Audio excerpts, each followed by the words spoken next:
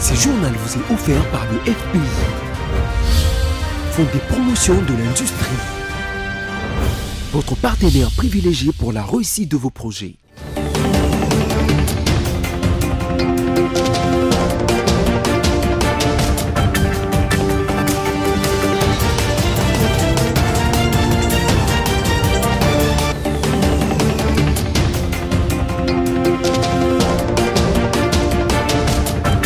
Bonsoir à tous et bienvenue à cette grande édition du journal sur votre chaîne BSC Télévision, place au sommaire. Christian Bossembe, président du Conseil supérieur de l'audiovisuel et de la communication, interdit aux médias de diffuser les activités du président honoraire Joseph Kabila Kabange et de ne plus accorder la parole aux responsables de son parti politique, le PPRD.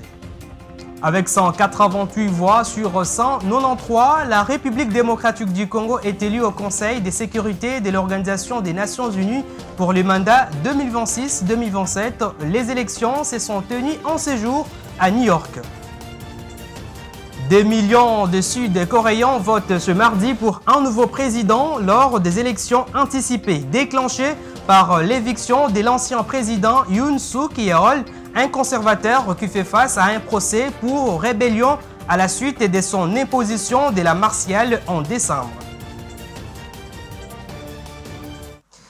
Encore une fois, bienvenue si vous nous rejoignez, mesdames, messieurs. Bonne nouvelle pour la République démocratique du Congo. Le pays a été officiellement élu membre non permanent du Conseil de sécurité des Nations Unies pour les mandats 2026-2027 avec 183 voix sur les 193. Une victoire diplomatique majeure pour Kinshasa, symbole du retour en force de la République démocratique du Congo sur la scène internationale. L'élection s'est tenue ce mardi 3 juin 2025 à New York en marge de la 80e session de l'Assemblée générale des Nations Unies. Suivez. 88. Nombre de bulletins nuls 0. Nombre de bulletins valides 188. Abstention 1. Nombre de membres présents et votants 187. Majorité des 2 tiers requises 125. Nombre de voix obtenues Bahreïn 186. République démocratique du Congo 183. Libéria 181.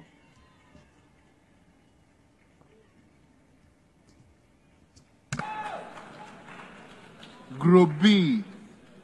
Groupe B. État d'Europe.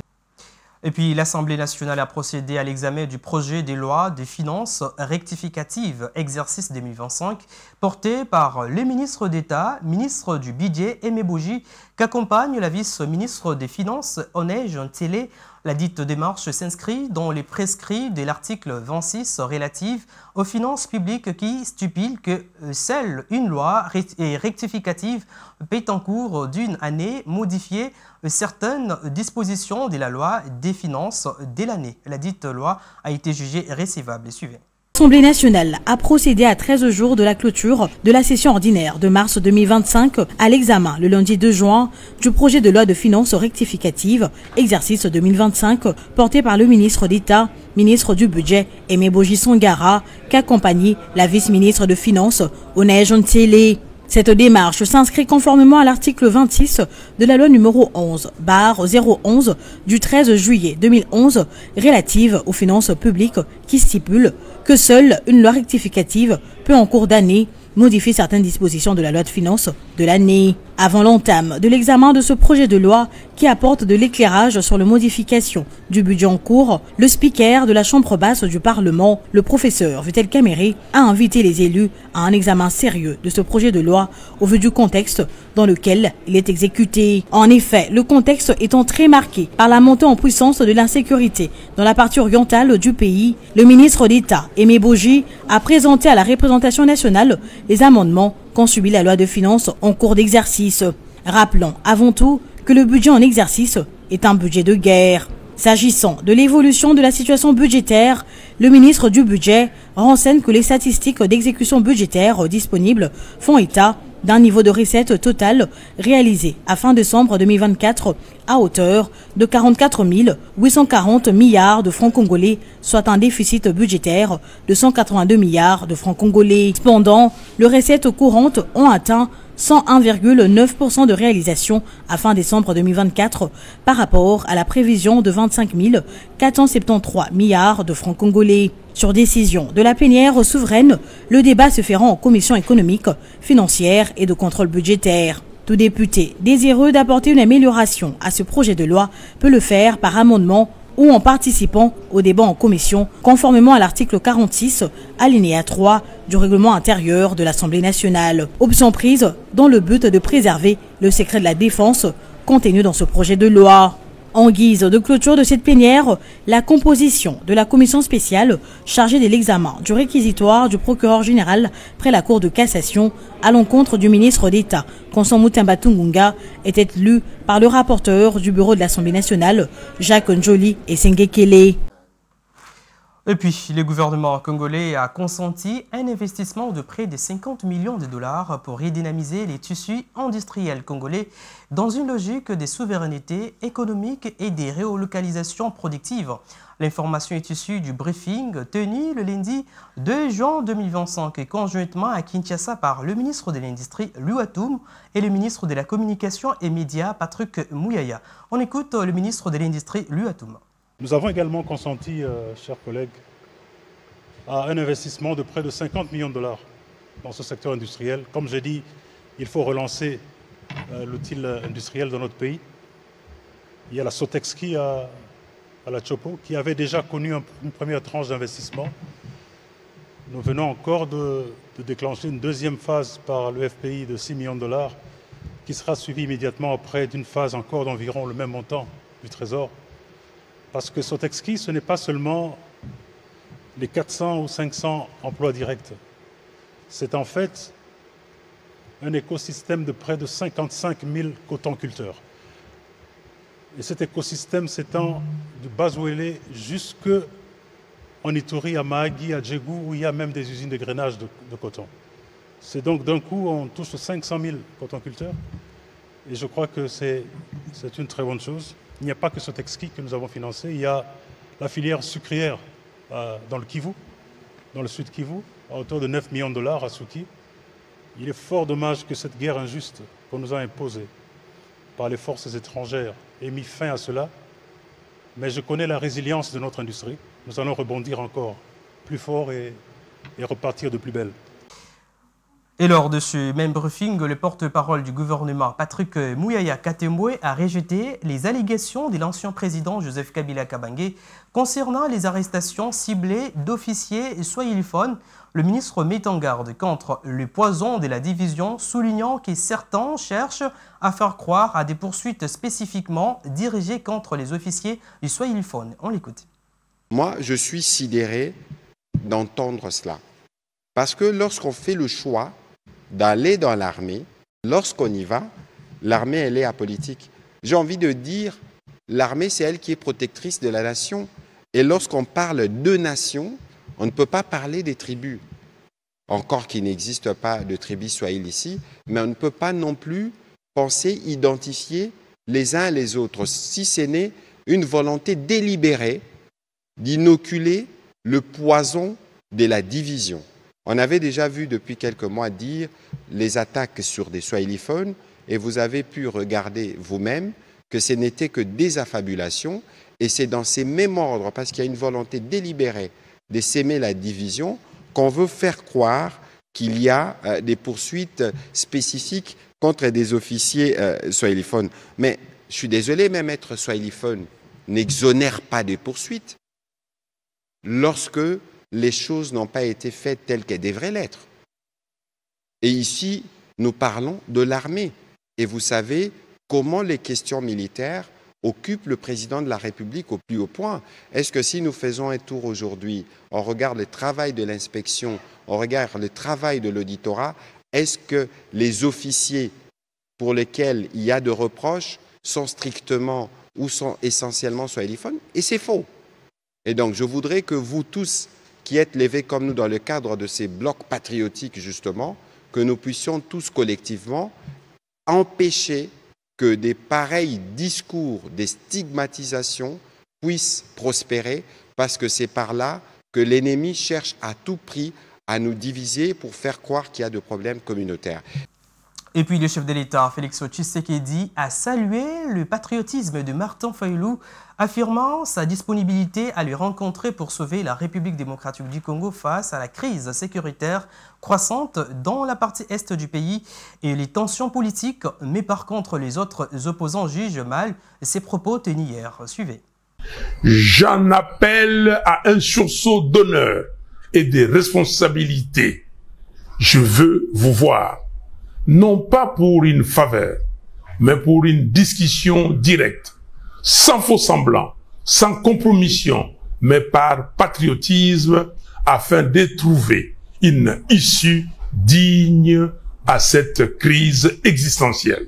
Après cette déclaration de l'opposant Martin Fayulu, appelant à un dialogue national face au risque de balkanisation du pays, le président de la République, Félix-Antoine Tshisekedi Tshilombo, accepte la main tendue de l'opposant. Il salue le patriotisme et l'essence d'engagement pour la cohésion nationale affiché par l'opposant Martin Fayulu et affirme sa disponibilité à les rencontrer pour sauver la République de la prédation qui menace les institutions et l'intégrité territoriale, a écrit sur son compte X Tina Salama, porte-parole du chef de l'État. De son côté, Mike Mukebai, cadre du parti Ensemble pour la République, juge la démarche des Fayulu de demander un tête-à-tête avec le président Félix Tshisekedi indécente et y voit une rupture claire avec les forces de l'opposition. Ils vont en tirer les conséquences, prévient-il. Selon lui, une telle démarche individuelle serait déconnectée des réalités actuelles et de mécanismes de dialogue déjà établis. Le PPRD de Joseph Kabila ne pas rester silencieux. Ferdinand Kambere accuse Martin Fayulu de devenir un procureur du régime dictatorial. Comment un opposant devient un procureur du régime dictatorial, incapable d'apporter des solutions aux populations meurtries de l'Est? Pour accuser sans preuve l'ancien président Joseph Kabila des trahisons et lui exiger de quitter Goma, s'interroge-t-il. Rappelons que dans son discours de près de 5 minutes, Martin Fayulu a interpellé 3 personnalités politiques congolaises qu'il estime pouvoir jouer un rôle dans sa résolution, dont Corneille Nangaa, Joseph Kabila et Félix Tshisekedi. Et puis le Conseil supérieur de l'audiovisuel et de la communication CESAC, par le biais de son président Christian Bosembe, a interdit aux journalistes et aux médias de diffuser, de commenter ou d'accorder la parole aux responsables du PPRD, le parti cher à l'ancien président Joseph Kabila Kabange. Cependant, les propos et les activités de Joseph Kabila sont aussi interdits. C'est au cours de l'émission Les débats diffusés sur Top Congo FM que Christian Bosembe a annoncé cette décision. Il a averti que tout média qui enfreindrait cette mesure s'expose à des sanctions lourdes. Suivez. Bureau ya sesa ke zui mokano ya koyebisa na bandeko nyonso na bapanzi sango na bato nyonso ba réseaux sociaux que kobanda mokolo ya lelo epekisami na bapanzi sango tope na bakolo media balekisa tope ba commenter ba diffuser ba betali solo to ba solo la tope ba yamba bakambi ya PPRD wana na iloko na liboso. Deuxième eloko ezali ba pekisi ko solola tope ko relayer ba propos ba interview ba masolo activité nyonso ya moto kambaka mboka na biso na tango kala monsieur Kabila ba instruction eza na niveau wana. Donc eza décision moko toyebi ke eza monene eza grave yango moni ke na pona kina yepa na bino pour que to meka un peu ko solola na yango kotala. Autre chose, le vice-premier ministre, ministre de la fonction publique Jean-Pierre Liaou poursuit ses échanges avec les caucus des députés nationaux. Il a reçu le lundi 2 juin 2025 le député du Maïndombe avec qui il a échangé sur l'état d'administration publique. À la sortie de ces échanges, ce député a salué les résultats de la réforme portée par le VPM Jean-Pierre Liaou à la fonction publique.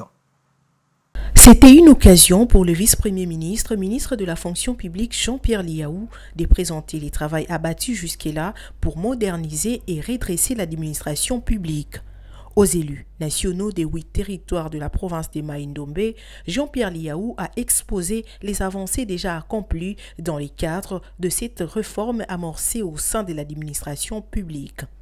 Ces efforts présentés concernent notamment la gestion des carrières des agents, l'identification en vue de la maîtrise des effectifs et la masse salariale, mais aussi les processus de mise à une retraite digne, la fluidité de la mécanisation, la titularisation et les promotions en grade. À l'issue de la réunion, les députés de Mai-Ndombe s'y sont dit satisfaits du résultat de la réforme de la fonction publique. Ils ont salué l'approche utilisée par le VPM Jean-Pierre Liaou et ont exprimé leur volonté d'accompagner cette réforme structurante pour les redressements et la modernisation de l'administration publique congolaise.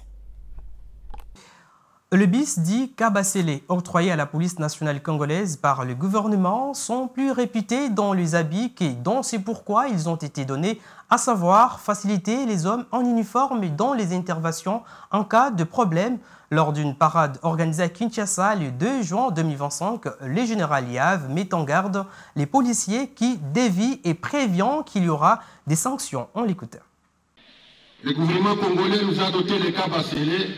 Ce n'est pas que ces Kabasele se retournent contre la population. C'est pour que ces Kabasele sécurisent, protègent notre population. Mais au contraire, les coups de fil que nous recevons de gauche à droite, c'est la menthe des policiers qui utilisent ces Kabasele à mal. Ce qui est au Zéla qui s'y m'a qui est l'autre nous ne sommes pas les bêtes noires de la PCR, non. Nous sommes là pour encadrer la police de circulation routière et faire un bon travail. Un travail apprécié par tout le monde. Yangola Yebsibino que fini les ateliers, fini la descente inutile, le VPM demande maintenant la sanction. La sanction de ces policiers véreux, de ces policiers indisciplinés, de ces policiers tracasseurs. Le ministre demande les sanctions. Ceux qui se comportent mal, allez. On l'entend superver et il est évacué. Tous ces éléments de la PCR qui n'ont pas encore compris tout ce que nous avons fait, l'atelier, les descentes pédagogiques, maintenant il faut sanctionner. Je demande des sanctions.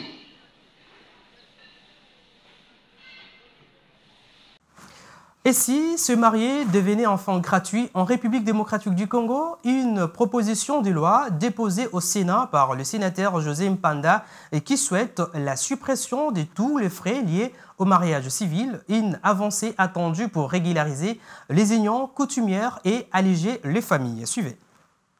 Le sénateur José Mpanda Kabangu a déposé une proposition de loi portant sur la gratuité de l'ensemble des formalités liées à l'enregistrement, la célébration du mariage civil, ainsi qu'à la délivrance des actes relatifs. Ces derniers estiment que cette initiative, qui est un plaidoyer des églises, particulièrement l'église de Jésus-Christ des Saints des derniers jours, vise à faciliter la régularisation des couples unis, coutumièrement à encadrer la dot et à corriger certaines lacunes relevées après la réforme du Code de la famille de 2016. La proposition des lois s'articule comme suit. Article 1er modifie les articles 56, 363, 377, 447, 670, 840 et 924 de la loi numéro 16/008 du 15 juillet 2016, modifiant et complétant la loi numéro 87-010 du 1er août 1987 portant Code de la famille. Article 2. Réintroduit avec des améliorations les articles 915 et 932 de la loi numéro 87-010 du 1er août 1987. Article 3 fixe la date d'entrée en vigueur de la présente loi. Voilà ce qui a été dit. Les Sud-Coréens affluent ce mardi dans le bureau des votes pour désigner leur nouveau président et mettre fin à 6 mois du chaos politique causé par la tentative ratée du précédent chef de l'État Yoon Suk-yeol d'imposer la loi martiale. Plus de détails avec nos confrères de France 24. Un nouveau président pour tourner la page de 6 mois d'instabilité politique en Corée du Sud. Les électeurs espèrent un retour à la normale après la tentative ratée de l'ancien dirigeant Yoon Suk-yeol d'imposer la loi martiale en décembre dernier. Je pense qu'il faut en finir avec le coup d'État du 3 décembre. Je suis venu voter pour qu'on change de gouvernement et pour donner un nouveau souffle au pays. J'espère que nous aurons un président qui pensera au peuple. Le candidat de centre-gauche Lee Jae-myung est donné favori. À 61 ans, cet ancien ouvrier devenu avocat des droits humains, surnommé le Bernie Sanders de la Corée du Sud, est loué pour ses propositions de réformes progressistes, notamment sa promesse d'instaurer un revenu de base universel. Les bulletins de vote sont plus forts que les balles. Allez voter pour qu'on sauve ensemble notre pays. Mais il est fragilisé par une série de scandales incluant des affaires de corruption. Et sa position pro-Pékin inquiète une partie de l'électorat. Face à lui, le conservateur Kim Moon-soo, représentant du parti Pouvoir au peuple de l'ex-président Yoon. L'ancien ministre du Travail de 73 ans défend une ligne économique libérale et souhaite renforcer encore davantage les liens avec le grand frère américain. Ensemble, avec votre soutien, je deviendrai un président qui sera toujours fier de la République de Corée et qui rendra le pays encore plus grand. Pas de période de transition pour cette élection anticipée. Le futur président prendra ses fonctions dès mercredi pour un mandat unique de 5 ans. Et ce journal touche à sa fin avant tout les rappels des principaux titres. Vous l'avez suivi dans ces journaux, les conseils supérieurs de l'audiovisuel et de la communication, c'est ça qui a interdit aux médias de diffuser les activités du président honoraire Joseph Kabila Kabange et de ne plus accorder la parole aux responsables de son parti politique, les PPRD.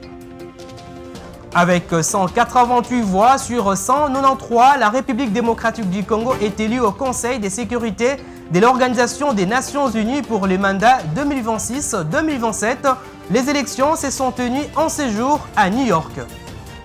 Et enfin, de millions de Sud-Coréens votent ce mardi pour un nouveau président lors des élections anticipées déclenchées par l'éviction de l'ancien président Yoon Suk-yeol, un conservateur qui fait face à un procès pour rébellion à la suite de son imposition de la martiale en décembre dernier. Mesdames, Messieurs, ce journal est complètement terminé. Merci de nous avoir suivis. Bonne suite des programmes sur votre chaîne. Au revoir.